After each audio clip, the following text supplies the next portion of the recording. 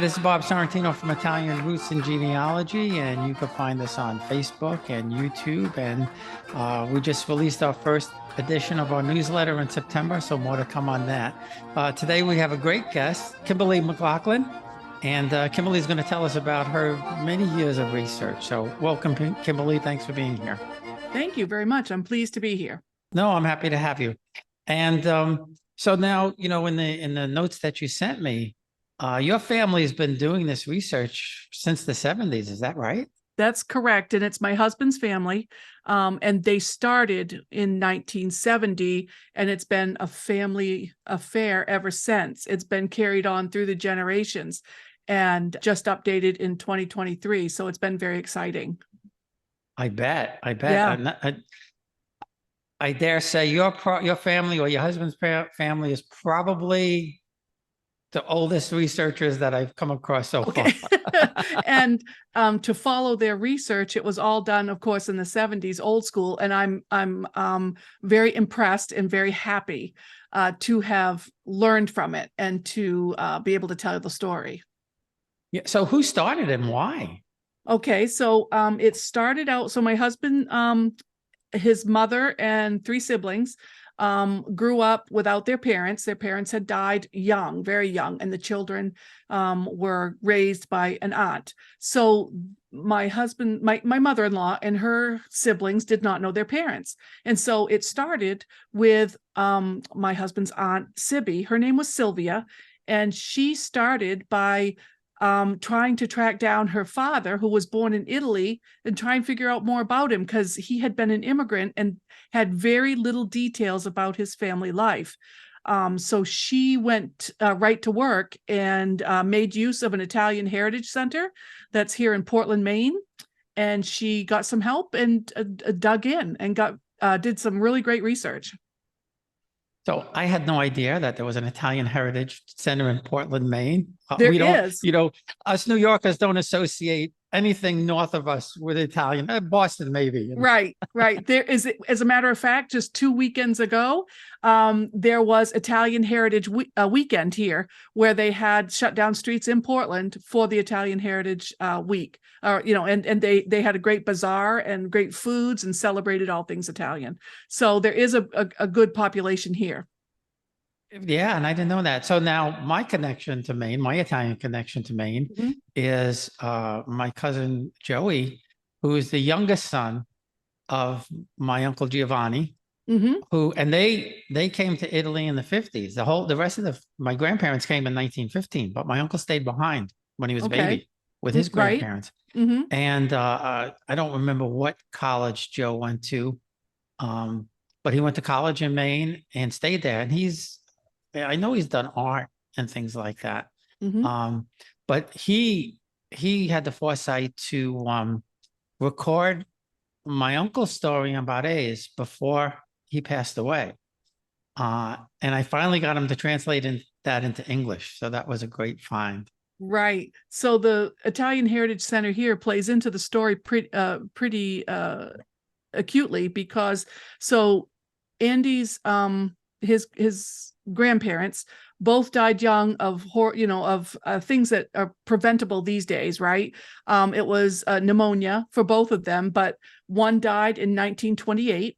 So Andy's the siblings there were born in 1924, 25, 26, 27, only to have their father, the Italian immigrant, die in 1928. So you can see how they were all really young children. And of course, so the Italian we're talking about is Mr. Salvatore Vincenzo Nicolai. And he was born in 1895 in Montefiascone, Italy. So he comes to the United States, he raises this family, he gets married. And when he comes with some cash in his pocket. And the goal, I think, was to provide money for his family back in Italy. This was 1912. And I know probably through your research and the people you've talked to, 1912 was, a major time for Italian immigration. He came and he stayed and he worked hard, and he came in 1912, but didn't marry until later, like 1923, as a matter of fact, because this year is the 100th anniversary of their wedding. So He came, he worked really hard, passed away, but he had married a Canadian woman. And so she took the children back to Canada. And they only to lose their mother a couple of years later. She died in 1936. So then they all became orphans, and they were raised in Maine because they were American citizens. That's the crux of the story. So they grow up not knowing much about their parents, and they grew up to adulthood. They had successfully, started their families. And that's when Sylvia, who moved to Portland, because all the kids were raised in northern Maine. So Sylvia moved to southern Maine in Portland, where they had the Italian community. Some of her friends were Italian, and they offered to help her. She said, I don't know much about my father. And she knew very little, and or her mother or her father, really. But so engaging in the Italian heritage community people, they were able to help her decide how to write a letter and to get information. And so that's how it all started. And that was probably the early 70s, 1970, that she started doing that. So some years had passed, and none of these siblings, they all grew up to adulthood, had families, but really didn't know their parents, or at least their Italian father. They were all so young. Wow, that's some story. So now, what brought him here in the first place? Did they find out what industry he worked in, or what kind of jobs that he had So when he got here, he was 17 years old. So he had just begun, I believe, to find his profession. And when he got here, he originally he came into, New York City. He came through Ellis Island, and then he went to Philadelphia, where he became a rigger. And we only have that because there was some document, that was left behind. I don't know what a rigger is, but that was in Philadelphia. And then he went to Connecticut and Massachusetts, and he ended up staying in Massachusetts, but he became a boiler operator. So he operated in the trades, which offered him, I think, a really good income. So he was able to get some money, and he didn't marry for quite some time until 1920. So he landed in 1912, didn't marry until 23. So in the meantime, there were documents for the World War I draft and some other things that indicated that he was responsible for 2 adults and 3 children in Italy, meaning his parents and his brothers and sisters. So he was sending money back to Italy, I think, to help the family. But all the rest of the little details, like why he came, for sure, we really will never know. But we can just guess that, as all immigrants at that time, there was poverty, there was war and things like that, that I think the parents thought, he's unattached, and they just sent him to the United States with the idea that he would help provide for them in some way.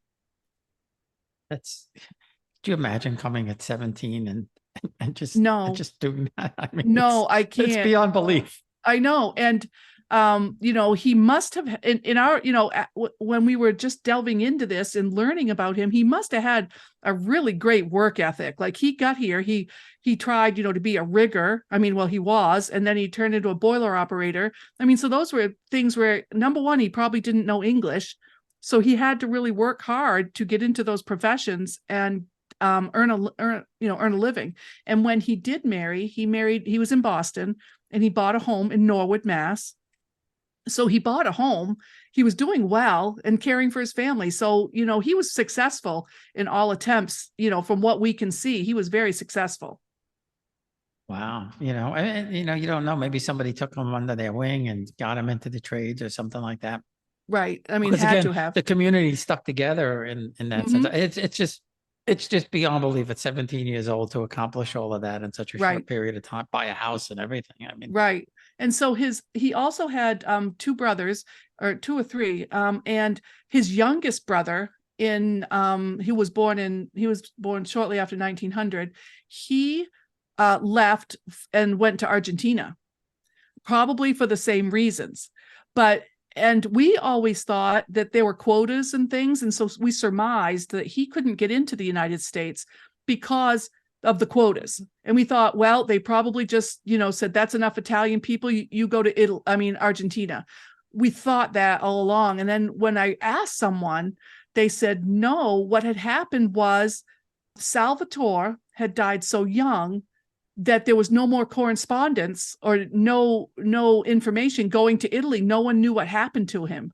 So they didn't want to send their other son to the United States, not knowing what happened to Salvatore. So he went to Argentina. Wow. So, you guess all these things, and come to find out they're not true.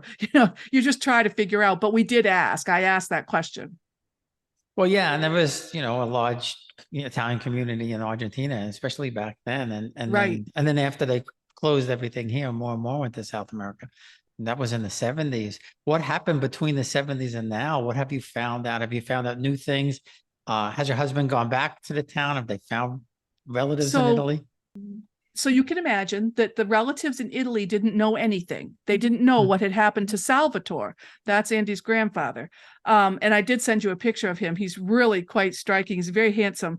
And so they didn't know, and they're worried. Until Sibby started looking, we didn't know that they were missing him, right? Because we didn't know who their family was. Sibby didn't know. So with the help of the Italian Heritage Center, they crafted a letter, and she had received her father's death certificate, Salvatore's death certificate from Massachusetts, and it said that he was born in Montefiascone. So she had that clue that that's the only thing she knew. So they crafted a letter to the mayor of Montefiascone, and it basically just said, look, this is my name. My father was born there. Are there any relatives? I could read you the whole letter, but they made it very, they made it very concise. They said, is there anybody there that you could connect me with? He is deceased, that kind of thing. It was really quite quick. And within a week, she received a letter back from the mayor saying, yes, I know your family. He listed, the living brothers and sisters of Salvatore, gave that and sent it right back to Sibby. So she received immediate response. And he said, the mayor had told her, I will forward this to you. They will be in contact with you. So that's how quick that happened in 1 week. So once that happened, they started sending letters to Sibby. And if you don't mind, I would like to read just one letter for you. Sure. Because absolutely. it's the response that she got back from Uncle Cesare. Cesare was Salvatore's brother. So just imagine, that they had never known what had happened to Salvatore. So it said, my dearest cousin, Sylvia, my dear, as soon as we received this important and great letter, I quickly answered, hoping that you are still in good health, of which I can assure you of me and my family. Dearest cousin, to tell you how very, very happy to hear from you. For certain, it was joyous occasion that only you and all of us can know. All of these years, not knowing anything of your existence brought a lot of hurt, having always many thoughts that torment like a sore that never healed, and that today you have helped to heal. Dearest, now we know very little, but for the moment that will do by being happy and satisfied. Soon we will find out more about one another. Now I will tell you a little bit about us, even though many years have passed without knowing anything. Since the war, we haven't heard anything from you and yours. The way I remember it and the way your mother related it to you hasn't changed a bit. My brothers are 3, my sisters 2. My brothers are Joseph, Cesare, Consalvo is now in Argentina. My sisters are Maria and Filomena. We would be so happy if our grandfather was alive to hear that we are corresponding. He died in 1947 at the age of 86. Today, it would be impossible to have him living. There are so many things to relate, but there's no paper large enough, but little at a time. When we write, we will be able to tell each other all that there is to know. For this is important moment, your correspondence assures me that you exist. We have always prayed that we would find each other someday, and now it has happened. This is the family of Cesare who is writing, and it is composed as follows. Cesare, his wife Seria, 3 children, 2 boys, Salvatore and Alvaro. The girl Severina, married with 2 children. And this is our family. Dearest Sylvia, I am Salvatore, the oldest son of Cesare, who is writing this, and I assure you, I have a desire to see you one day. It gives I'd give anything to get to know you and spend time with you all, but maybe that's impossible. Now I close with live sentiment and kisses and affectionate salutations for all the joy that we have received in hearing from you after all these years. You have given us great happiness. Again, I say affectionately, so long, and I'm waiting for a prompt reply. Affectionately, cousin and uncle and family, Uncle Cesare. Wow, So that's great. is Yeah. that just that is like the most meaningful letter. So in 1970, they were able to reach each other, and she wrote back, and they started communicating, and Sibby ended up going to Italy. I think in 70 or 71, I forget which year, but she took Sibby, my mother-in-law Ruth, and Sibby's daughter Dee Dee. They went to Italy and they met the family for the first time since, forever, because Salvatore had left, and so you can tell by the letter, no one knew what had happened to Salvatore. Yeah. They were hurt. They were, maybe forlorn, maybe it might be a good word, or heartbroken. Well, yeah, of course. And it's really, back then was tough to, it's not like today, where you go on Facebook or you phone call, or, that stuff didn't exist.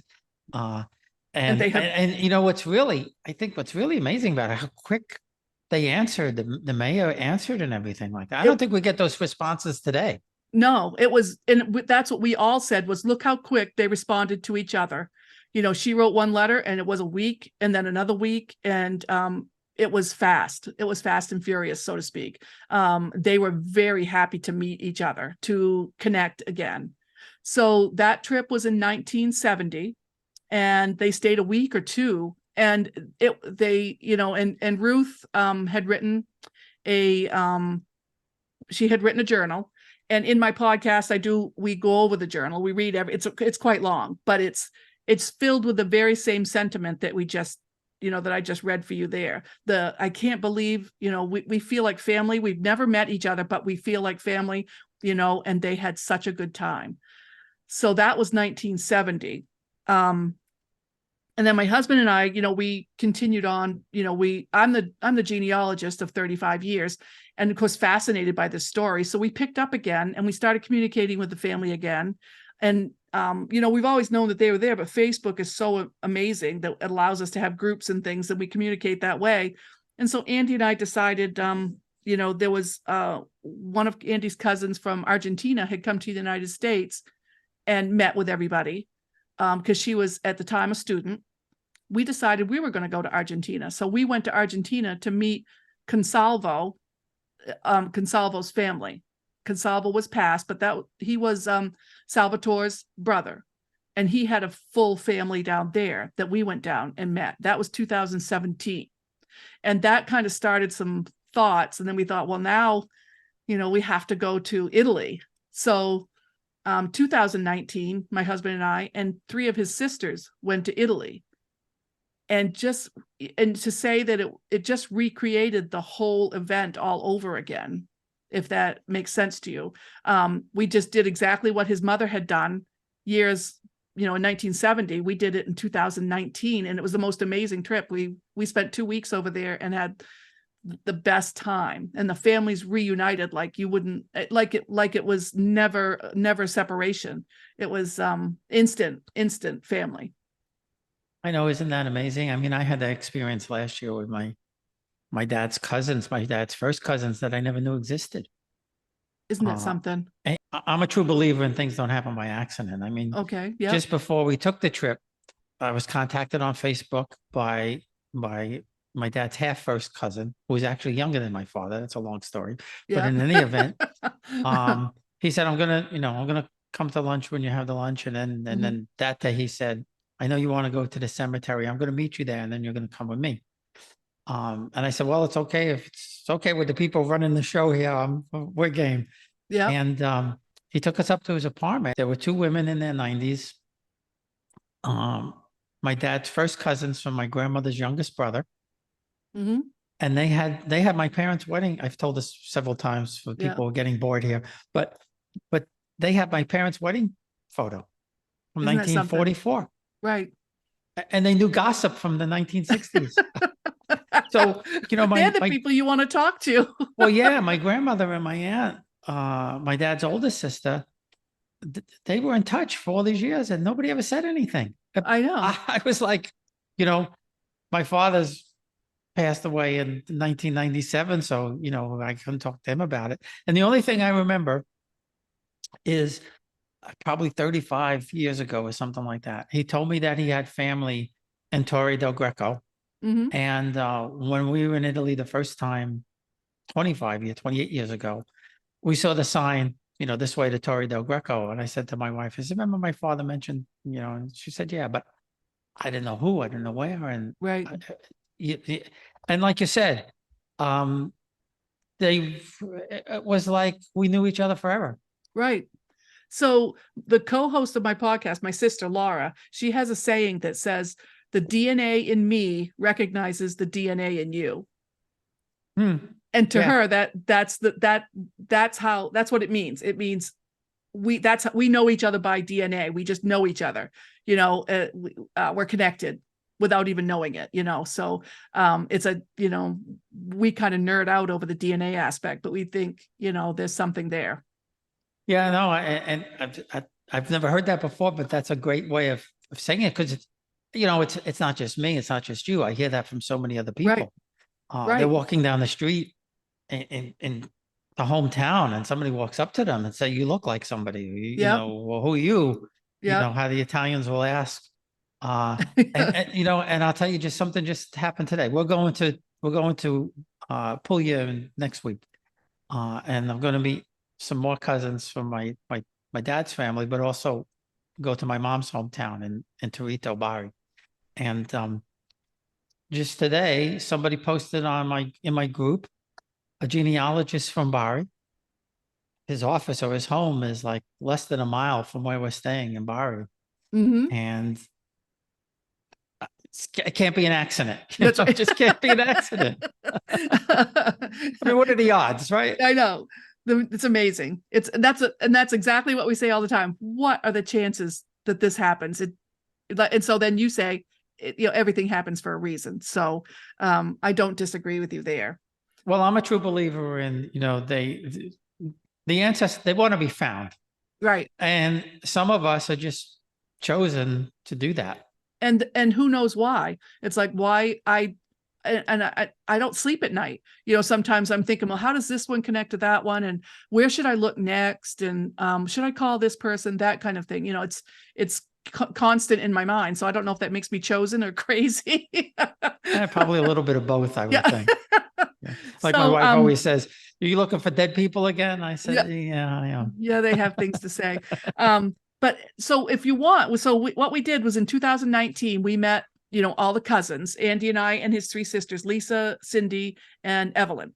We went to Italy and had a grand time. So we invited them back, of course. But, we made note that in 2023, it was the 100th anniversary of Salvatore and Ruth's wedding.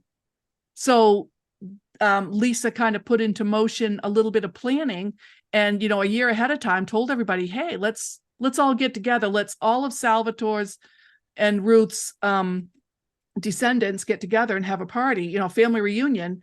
And so that's what they did. And that just happened a few weeks ago. And there were over 84 people, I think, there, 84 or more. And so I don't know if I sent you a link for that or not. Yes. Yeah. You sent me that photo. Yep. So, I mean, from those two people who, had such a successful beginning, they had 4 children, and then it just blossomed into this huge group of people. And so we got together this summer and went over all the Italian reminiscing and exchanged pictures. Everybody's looking at the pictures, and I had the family tree out. And so we spanned 4 continents, from Salvatore's parents. We span, Argentina, Europe. There's also Australia. One of the siblings went to Australia and the United States. So they're spread out everywhere. And the only place we haven't been yet, I guess, is Australia. So I have to do more. Yeah, I have to do some more research for that. But, it's been such a joy. And the family, to connect like that there's just nothing else like it. And there's so many Italians in Australia, another place that you don't think, yeah, but I get a lot of correspondence from people in Australia. A lot of people, join the group and things like that. So I don't know the backstory as to why so many Italians went to Australia. I don't know that story. I don't, was there a common theme or? Yeah, actually, I'm interviewing somebody from Australia, I think next month or November. So I'll have to ask. I would imagine it was just for opportunity, but the States was closed. Right. At some point, all of a sudden it stopped. Yeah. Yeah, well, they closed it in 23, 24, Right. whenever it was, for many, many years. And in fact, my uncle, even though his four brothers all served in, all born in America, all served in World War II, four of his other five brothers, he had to wait in line. He had to go, he went to Canada for like 4 years. Right. And brought his family there. And then I think he went in 49 and 50 and the family came in 5 years later or something like that. Yep. So I mean, even to that point, it was still closed. Right. You still had the quotas and all of that kind of stuff. Yeah, that is some incredible. Italian Roots and Genealogy is proudly sponsored by Your Dolce Vita and Dawn Matera, connecting people to their purpose in life and continuing their legacy. For more information, contact Dawn at www.yourdolcevita.com. That's only one small part of your husband's family and your family. What research have you done with your family? What have you found in your family? Well, and I found a lot, a lot. So what happened was, in the beginning, like 35 years ago, when I was, just a young person, my aunt gave me a genealogy that another aunt had done. And it said that my maiden name is Burgoyne, and said that we were related to General Johnny Burgoyne, who was in the Revolutionary War. They said, sure, we're related. And she had it written out. It was just typed up thing. And I said, oh, well, isn't that interesting? That was it. I was hooked. And I'd had nothing else other than that family tree. I wanted to prove it, right? I wanted to say, okay. And I still to this day, 35 years later, have not finished proving it. I've gotten one link away and I'm stuck. I can't find it. I can't prove it, but nonetheless, that is what started me.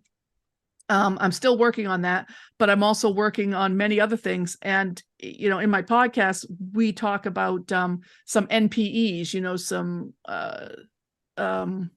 non-parental event is what they used to call it, but they don't call it that anymore. Non-paternity event, that kind of thing. So we found out some of those things in our family. And, my grandmother died when my father was 11. So I never knew her. And that is why, the name of my podcast is Chasing Hazel's Tales. Hazel was my grandmother. I never knew her. And we had to go looking for her story to try and figure out who she was, because no one ever talked about her. So that was a big part of our genealogy, journey, is doing that. And that's what, we went on to talk about in the podcast. Plus, I've done, my mother's family goes to Sleepy Hollow, New York, and I'm going there in October to look at the old Dutch church and do some, I have, relatives or ancestors in those cemeteries, those old cemeteries, and I can't wait to go. So we have people there, and the Canadian connection, because a lot of our family comes down through New Brunswick, Canada, and the Irish element. And to this day, here's my Achilles heel. To this day, I have many family lines. I'm like, 40% Irish. I have many family lines. I cannot find where they land in Ireland, where they come from in Ireland. I cannot do it. I've looked, because every document I read, everything I find just says they were born in Ireland. That's all it says. Wow. I mean, it's not unusual for that, but usually you come across, someplace. One, right? One. Yeah, One exactly. person, please just write it down. But, and, try and find Bridget Kennedy in Ireland. Okay, there's only 800,000 of those, there's just the most common names. So going back to Sleepy Hollow, because I used to pass there all the time. We used to go when we went upstate many, many, many years ago. So is there Dutch in that part of the family? In my part, Right, Yeah. right. So the Dutch Reformed Church has been there since like 1620. And it's the connection I have is through an ancestor called Dirk Storm, who was from Holland, who sailed in 1620 here. And he kept a book called Old Dirk's Book. So it's Dirk Storm. And he kept, yeah, great. I'm really glad That's a he great did. But name. yeah, I know. I love it. So, and he landed there and he had a family there. And that's where the Dutch came and created their colony or their settlement. And it's still there. The church is still there, the Dutch Reformed Church. And they have their community. So, and then a lot of the people in the Dutch community there during the Revolutionary War, they were loyalists. So when they lost, they left and got granted land in New Brunswick. And then that's where they met up with my Irish ancestors. And then they came into Maine and, kind of a roundabout way. But that's what happened there. So yes, there is a large Dutch settlement there, and they kept fabulous records. And they were there at the beginning of Manhattan. The beginning of Manhattan, they were there. And I think there's still a pub or something in Manhattan that has connections to those people. So I have to figure that out too. But yeah, I wouldn't be surprised. And the reason I asked is my ex-wife, she's got Dutch going back. And in fact, her, I don't know if it was third or fourth great grandfather, something like that, maybe fifth. They were Van Ricken. They owned Rikers Island. Oh, no way. Stuff, but her family was throughout like Hempstead, Long Island. They Okay. owned farms. Yep. They were Dutch, they were Germans, and Irish. But they were Quakers in Flushing, Queens. I don't know if you're familiar with New York City, but a little bit. They were Quakers in Flushing, I guess, same thing, 1600s, something like that. Right. I mean, that's the beginning almost of New York City. Now, so Burgoyne, you haven't been able to find the gateway ancestor through that line? Well, no, I've tried both ways. I've studied General Johnny Burgoyne. I think I've studied him the most of anybody on the planet. I have all of his books, all the writings, and it's just an interesting thing that he had 4 children in his will, and I can trace 3 of them, but not the other one that's supposedly my ancestor. He's gone. He was the youngest. He was a boy. And when General Johnny died, they all went to Lancashire to live with Lord Stanley, Lord Derby, I'm sorry, Edward Stanley. And then that son's never heard from again. I can't find him. Legitimately, I can't. I see names pop up, but I can't prove who's who. And I don't have, I would love to take up residency in England for about maybe as long as it takes for me to find that answer. Just if it's true or if it's not true, what happened to that child? I can't find it. And I just need help. That's all, I guess. And to do it. And I don't have the time at this point, but yeah. So, and I've done all the research over here that I can do. I just need that link. I just need to know what happened to that second son. I can't find him. Yeah, that's crazy. Yeah. And my children are adopted, and my daughter, I've been able to trace her back because her family's been, both her birth parents were here in the, Virginia in the 1600s and things like that. And I was able to trace her back to the Dispenser family. That's interesting. Yeah. Interesting. Yeah. She's direct from Daniel Boone.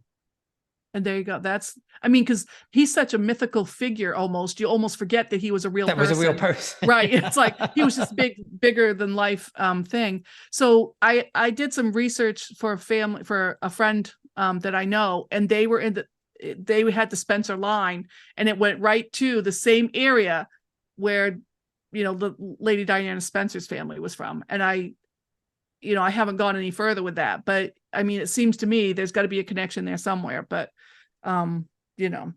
also, so we have connections to the Van Tassel family, and I got to do that before October. So I'm going to figure out the exact connection, but the Van Tassels were featured in, The Legend of Sleepy Hollow by Washington Irving. Because one of the, I knew that sounded familiar. right. Yeah. It's a love. I think it's the love interest there is a Van Tassel, and she was a real person that he took.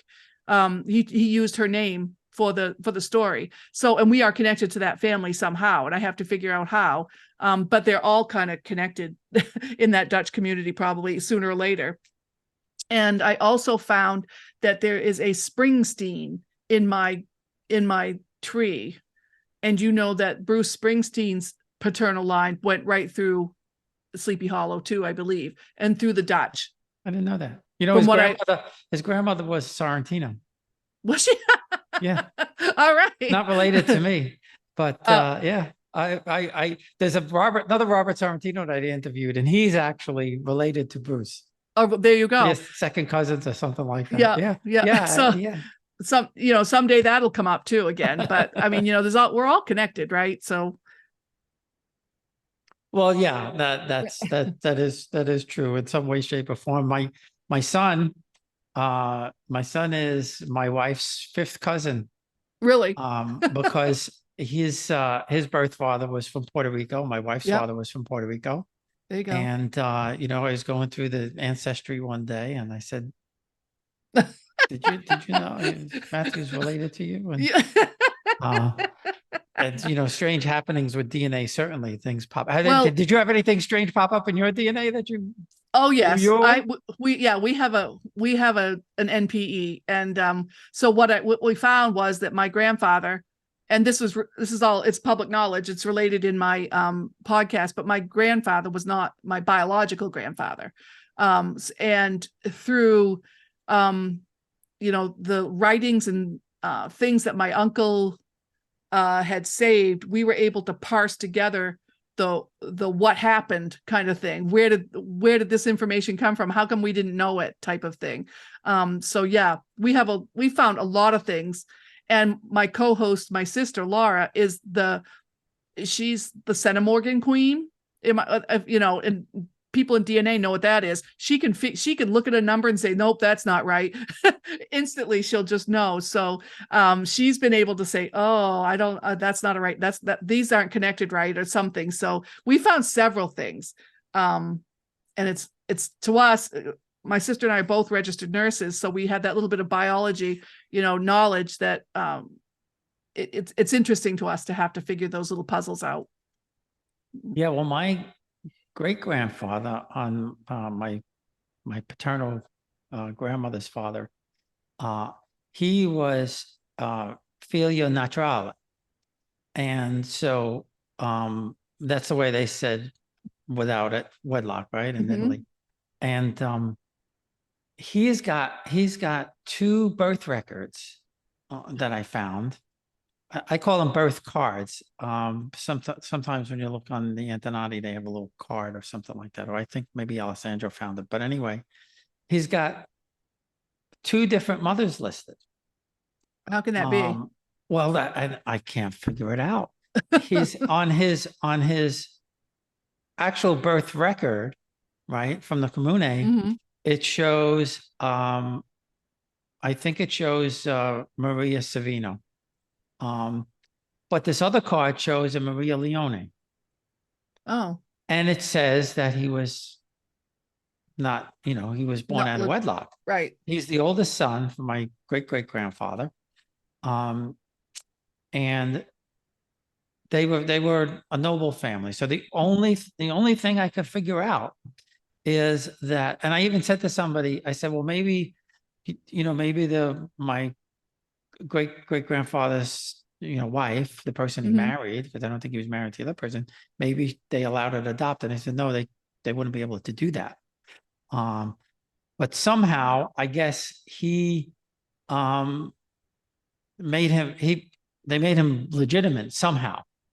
And that's the only thing I could think of why he had these two cards. Now, maybe because they had money, right? They were able to pay somebody off. They were able to change the records. But it's quite clear in his record that he was not born from somebody who he wasn't married. My second great-grandfather wasn't married. So that was And that was a big mystery. That really hit me when I saw that. I was like, wow, nobody ever, well, I don't even know if anybody even knew. I'm sure my grandmother didn't know the whole And that was in story. Italy, That was in Italy. Yeah. right? Yeah. So their norms are a little bit different than here, but the things that we found out were, about my grandfather not being my biological grandfather, was that everyone in that age, everybody knew, except we didn't know. It was like this big secret. It was all like it was open secret then, right? That everybody knew, but nobody said, type of thing. But when it came to us, we didn't know. And it's like, how come we didn't know, but they knew, or nobody talked about it. And so that was kind of that was the revelation, like, how does that happen, or why? It's just the way things, nobody talked about that kind of thing. My father never talked about it. And so that's all, it's all gone to the grave. So we had to kind of try and figure it out, but it's nothing malicious, as we said, but just the way things were. Yeah. Well, my good friend, he found his older brother done DNA. No idea. Yeah, I know. It was the first son born to his father. He obviously wasn't married. Yeah. But in that case, I don't think anybody knew. I don't think that, back then, we're talking 1949 or something like that. They would hand the baby to the next door neighbor if somebody wanted a child. Yeah. I have a good friend. She was born in I don't know, late 60s, early 70s. And she didn't have a birth certificate. This is New York City. And no birth certificate. No birth certificate. Oh boy. How do you fix that? Oh, she said it was like torture. She had to go to court. And her adopted parents were Italian, and her father told her, "You're my daughter. That's all you need to know." She said, "But I need to get a license. I need to do stuff." When we're in Italy and I'm asking questions about, this relative or that relative, and they just have no concept, which is, it's not a bad thing. They have no concept of how interested we are. Like, well, who was your father? Who was your other father? That, and they just, they're here, they're just all here. And so, we just asked where the relatives were and what they were. Well, they just, we were just always been here. So it was no concern to them. And, we just asked a lot of questions, and it's obvious that their concept is different than ours as far as family history. Their family history is written very well as far as it's thousands of years old. So anyway, and then also, they've been in the same towns for 300, 400 years. Isn't that, and that's exactly what it was. So in Montefiascone, they said, yeah, well, when we said family tree, they said, yeah, it's painted on a wall down in the restaurant. And we said, I want to go to that restaurant. And so, no big deal. So we talk about it for a few days or whatever. And then they had gone and asked about it, so that they could bring us there, and come to find out they had painted it. Painted it over. So the family tree that we were looking for was there, and now it's gone. And so why would they do that? Why would they do that without did anybody take a picture? But and when I go to the family history library and I look up Montefiascone, there's tons of records. They're all in Italian, of course. And there's a lot. The last name is Nicolai, of course. So it's Salvatore Nicolai and his ancestors. There's just hundreds and hundreds and hundreds of things. So they're all there, but that would just take, that's like a one-place study. You would just go to Montefiascone and just do just that. And I don't have time for that. But if someone does, that would be great. Yeah, well, I have my second great grandmother was from Lucerne, Switzerland. Oh, yeah. And I was like, where'd this come from? Right. She lived in Naples, obviously. And, I found her on one of the, Antonati records. And I was like, I'm never going to get any place with this. Right. Yeah. M-O-H-R. Last name was Moore.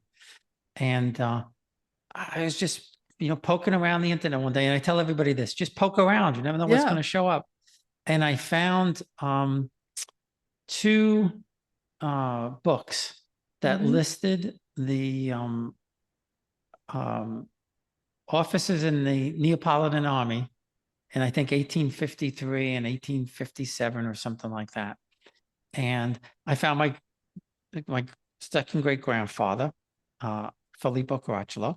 He was a lieutenant in the horse guard or something like that, or cavalry.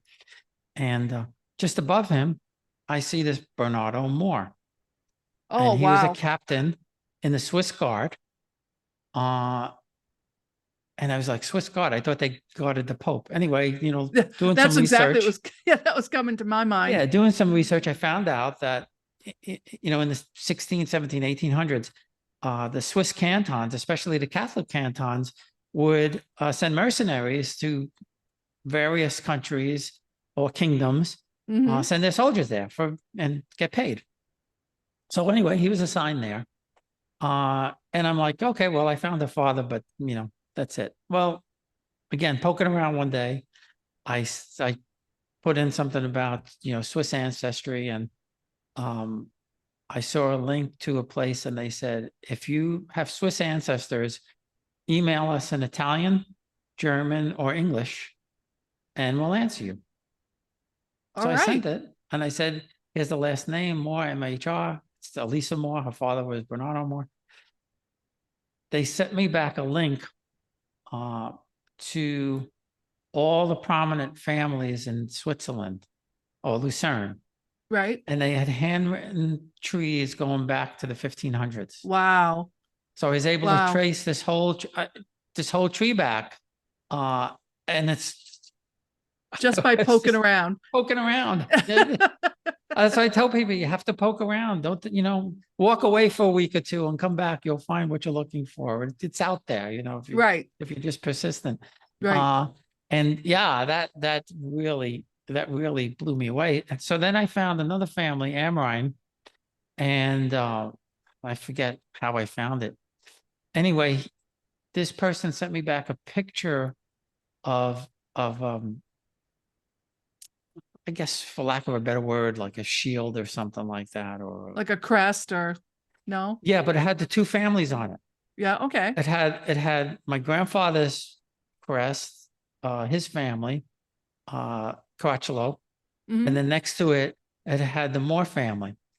And Switzerland, there's no nobility or anything like that. But when you look at all of these records, there were probably 20 or 25 families in Lucerne that ran the show for like 300 years. Well, and the Moors were one of them. And the Moores were one of those families. Yeah.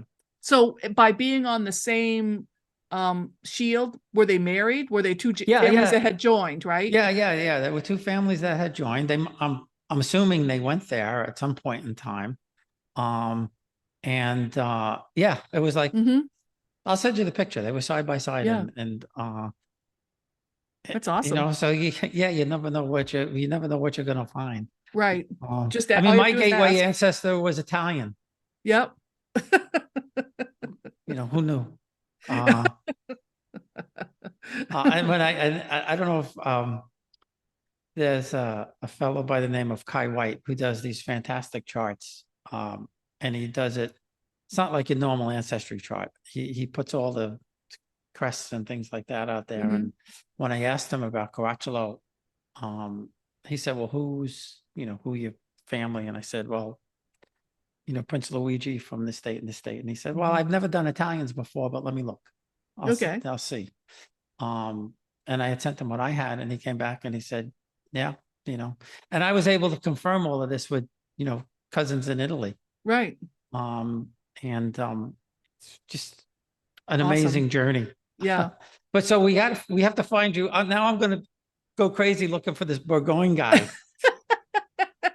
Because we have to find your gateway ancestor, because it's probably there. So, the thing is, I mean, you would think General Johnny Burgoyne has more things written about him. Yeah. Except, and then he retired and had 4 children by his mistress, evidently. And but the youngest son, and you can find him, he's in the will, and that's it. Once General, and then I cannot find him again. I mean, I just don't know how that happens. The other 3 children married well and had successful lives. What happened to that? I assume he died, but then Aunt Sadie's tree would be wrong if he died. but nobody mentions him. I've even read, the wills of the other children, and they don't mention him. And it's just, Maybe he was the black sheep or something like that. well, I'm thinking either that, he might, you're right. I mean, something or he happened. he just had, Did his own thing. yeah, and had children, somebody, out of wedlock or whatever. And it just, there's just not that connection. Right. But now tomorrow I'm going to be looking for Bourgoignes all over.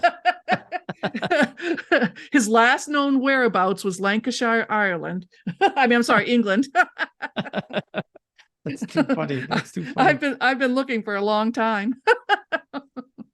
So before we go, if anybody wants to check out your podcast, where do they go? Well, they're on all the platforms. I'm native to Apple, but it's Apple and Spotify and Google and iHeart, all those. And it's called Chasing Hazel's Tales. Hazel being my grandmother. And start at the beginning, because that's where we start talking about Hazel, and it gets really interesting. But it's been a fun ride. It always is. It always is. Yep. Well, thanks again. I really appreciate it. I've had a wonderful time. I really appreciate it. It's fun to talk about.